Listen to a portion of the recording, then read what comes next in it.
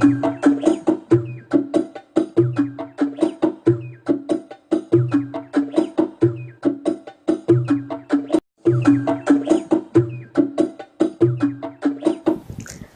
sent many prophets to spread the message of Islam. The Quran is a guide for all of Allah's followers, and in the Quran there are 25 prophets mentioned. One of these prophets is Prophet Ibrahim alayhi salam, and today I'm going to tell you his story. When Prophet Ismail grew up, Hajra, peace be upon her, the mother of Ismail, died. Ismail was very sad, so his father, Prophet Ibrahim, visited him in Mecca to comfort him. At that time, there was no place for people to worship and talk to Allah. So, one day, Allah told Ibrahim to build a house for people to pray. Ibrahim told Ismail about Allah's orders and asked him to help.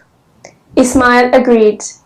While Ismail used to carry the stones, Ibrahim used to pay them, and together they built the house, which is now known as the Kaaba. While building the Kaaba, they were saying, "O our Lord, accept this service from us. Verily, you are the all-knowing."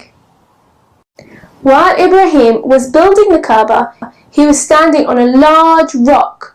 Allah softened this rock, and the shape of Ibrahim's bare feet was left into it. Up to this day, it is still there for us to see. When the 4 walls were completed, one of the angels of Allah, Angel Jibreel, brought a special stone from above called Hajar Aswad. He gave it to the Prophet Ibrahim and showed him where to place it. Ibrahim and Ismail alayhi salam completed the building of the beautiful Kaaba. Allah was very pleased with them for spreading his message. Insha'Allah, one day we will all get the chance to visit the Kaaba. To learn more about the prophets, watch out for more prophet stories in this series.